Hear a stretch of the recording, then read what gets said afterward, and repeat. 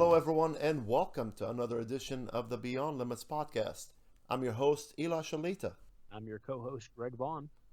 and today we want to talk to you about a very important, very relevant subject, and that is on the topic of healthy lifestyle.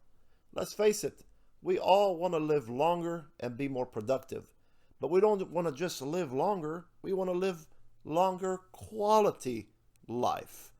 And so, having a good and healthy lifestyle, I believe, is key, is very essential into becoming what we are called to be, and that is to be productive leaders. And we want to talk to you about that, my co host and I, today, because we believe in healthy lifestyle. We believe in having a good and productive quality life, and that is why we want to share with you some tips on how to improve your healthy lifestyle. So, how to improve your healthy lifestyle? So, the very first thing when we think about living a healthy lifestyle, obviously we have to eat healthy. So, that's the very first thing we want to talk to you about. So, eating healthy is our diet. You know, what we consume day in, day out. Um, it's very difficult in today's day and age when we've got fast food on every corner. So it's easy to pick up a Big Mac, a large fry, and a large Diet Coke rather than eating healthy, rather than consuming the proper nutrition that we need, that our bodies need to survive and to be able to operate properly. And so, it can be any diet. Um, there's been several people over the years that have done keto diet and the carb diet and calorie diet, and but the idea is to get a hold of one of those and stick to it. Absolutely. And I'm a big proponent of sticking to your right diet and not letting everyone else dictate to you how you should eat. You pick the right diet for you, whatever that may be. Obviously, we can all have the same diet. We can't. I've tried so many diets myself. I've been weight training for years, as I've been mentioning before on this podcast, and I have tried most of those diets that are available out there. And right now, I'm on a low carb diet just so I can improve my lifestyle in regards to weight loss. Just want that shredded six packs. But I've tried the ketogenic diet. I've tried the high calorie diet. I've tried all kinds of diets. But one thing for sure is when I've done one, I've stuck to it. And you know what? Proper planning yields proper results. And Greg was talking about having fast food restaurants all around the corner. If you are able to plan it out the right way, then you can eat your proper diet on the road, whether you're packing your own meals or even going to these aforementioned fast food restaurants and getting the healthy and proper nutrition. Let's just say you're on a ketogenic diet and you just forgot to pack your meal and you're on the road. You see McDonald's down the road, and guess what? They do have ketogenic or ketogenic friendly menu if you choose to get the proper things. You can easily get a grilled chicken. You can, many ways, I'm sure Greg can attest to this with me, is that you can ask them to have no butter. Cook that chicken with no butter. And take that, put it on a salad with a low carb dressing, and you can have your ketogenic meal right then and there. So what we're saying is you can do whatever diet you want as long as you stick to it consistently, and that in itself will improve the quality lifestyle, healthy lifestyle that you are participating in. So do not let the fast food options or the lack thereof dictate to you what you're going to eat and what you're not going to eat. You pick and you choose what works and what doesn't work. And the second tip we want to talk to you about is having a physical activity in your life. Let's face it, not everybody likes to work out or lift weights. There are a lot of misconceptions that are floating around that you lift weights, you're going to get too bulky, too muscular. That is not necessarily the case. But one thing for sure you need to do to improve the quality of your healthy lifestyle is to do some sort of an activity, whether that be weight training, boxing, even walking around the track in your area. As long as you're doing something that stimulates the blood flow in your body and increasing your serotonin level, it will serve you greatly. So, along with the physical activity, my job specifically, I used to work in a restaurant, so I was on my feet all day, 8, 10, 12 hours a day. And so I physically stayed pretty active. And, I would consider your day-to-day job, if it's like that, some kind of exercising. You're keeping your blood pumping and it's helping you physically. But now I've changed jobs and I do a lot of driving. And so I sit a lot, and that affects my body. It affects ability to be able to burn calories. I'm not on my feet all day, and so I have to go out of my way to find something to do, whether that's walking a track or, uh, it could be anything, going to the park with the kids, getting out of the house, and staying busy. Absolutely, Greg. Anything we do to better our lifestyle is a positive thing. It doesn't matter what activity it is, as long as we're doing something about it and not staying home and not prioritizing our health. Because let's face it, a lot of people, statistics are showing, are having more heart attacks, they're having more clogged arteries because not only their diets, but because the lack of activity. And so anything that encourages you to be active, do it, whatever that may be. Maybe you want to bike, take that habit, go on biking. Maybe you want to hike, get yourself some friends and go for a hike. You don't have friends, hike yourself, as long as you're doing something to better yourself on a physical aspect as well as the eating aspect. I'm telling you, that is going to help you in the long run.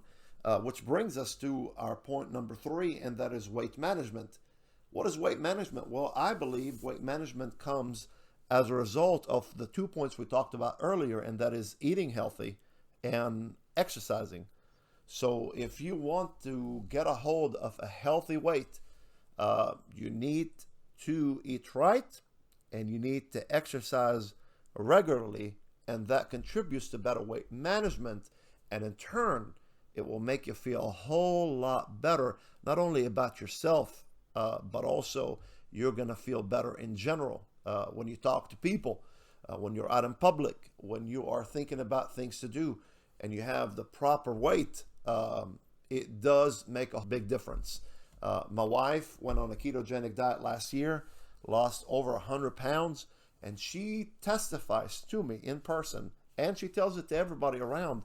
She says that before she went on that weight loss and doing exercising and diet, she felt unmotivated at times. She felt the lack of energy, the lack of focus at times. She went to her job. She did what she needed to do. She was successful at it. She still is.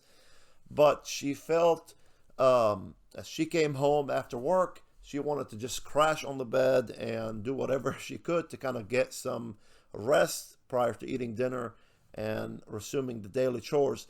But after the weight loss, she testifies that she has more vitality, more energy. She's more involved with the kids. Matter of fact, at the time of this recording, my wife took my kids to do an activity on this Saturday morning. She woke up early, was very excited to do something with them. Again, that is a result of eating right and exercising and having good, proper weight management. It's great. And along with the weight management, one thing studies show, especially with guys, is fasting. Fasting helps us, it helps our body process whatever we've eaten without overloading ourselves. And a lot of doctors recommend it. to fast, 24-hour periods, or even fasting during the morning time on specific days, or removing something out of your diet. But the point is to fast, and that will help you manage your weight. Absolutely. And when you do that, you'll have a better, healthy lifestyle. If I was to add another point to this, Greg, that would be stress management. Because let's face it, not only are we trying to improve our weight and our eating habits, but we're trying to improve really psychologically how we're feeling on a day to day basis. That's part of the healthy lifestyle that we're trying to adopt. And one of those points is we have got to have better stress management in our lives. And so, what does that entail? Well, it entails a lot of things. How do I have better stress management in my life with all the chaos that seemingly breaks forth in my life during work and other activities that I have and relationships? Well, there are a lot of ways to have better stress management in your life and not letting things affect you all the time. One of those is, we talked about it before, but I feel the need to re-emphasize that, and that is the need to have an appropriate amount of time for sleeping. See, some people can manage to sleep 4 or 5 hours a night and they'll be just okay. Others, it takes them 6, 7, 8 hours a night for them to feel well rested. Well, whatever person you are and whatever sleeping time you need, that may be, sleep appropriately. That way you wake up, you're ready to go. You're not pushing, trying to get out of bed and pushing the snooze button the fifth time, but you're ready to get up, ready to go and do your business. So sleeping stimulates, again, the hormone production, optimal hormone production in your body, whether that be growth hormone, which, by the way, helps a lot in weight loss and helps a lot psychologically. It stimulates also the right serotonin levels that we're talking about, which are the body's happy chemicals. And we need that in order to feel better. And so sleeping right is what we need to do. Another thing to do in stress management is meditating. Now, whether you pray, meditate, whatever the case may be, you need to take yourself out of whatever situation that is. The stresses of work, stresses of daily lives and relationships, and carve yourself out some time for yourself in order for you to refocus, re-strategize, re-energize. And I believe personally, meditation, or if you're religious, prayer can work. I'm telling you, it makes a whole, it's a big difference in your life if you are able to utilize that to your advantage. Another thing to help you with your stress levels is if you have hobbies, do something specific and consistent throughout the week to reduce the stress hormones. By the way, I forgot to mention that earlier, but when you get stressed, when the stress hormones are elevated, what that does, actually, scientifically speaking, it not only derails your psychological momentum, but having high levels of stress produces a hormone in your body that is a catabolic hormone, and they call it cortisol. So what it does is it fights against weight loss in your body. It's a catabolic hormone that allows you to store body fat. See, the body's under stress and it does not want to lose any weight as a result, and cortisol is being spiked, and so that derails you from losing weight. It's the body's hormone of stress. And so what are we saying? We're saying we're trying to combat it and not let it increase and elevate in your system. How can we do that? Well, we need to do activities that will help us de-stress. And part of that is finding a hobby to lower down that stress. So weight training, going back to weight training, or even walking, or whatever activity. Maybe an intimate time with your partner to help you with your stress level. Whatever that is, do it, and it will contribute to a healthier lifestyle. Because remember, we're not trying to live longer only, but we're trying to live quality longer lives. As we wrap up today's talks, we just want to say thank you for listening. And if you enjoyed this podcast, make sure you hit the like button. And if you desire to hear more about living a healthy lifestyle, subscribe to the channel, and we'll see you in the next podcast.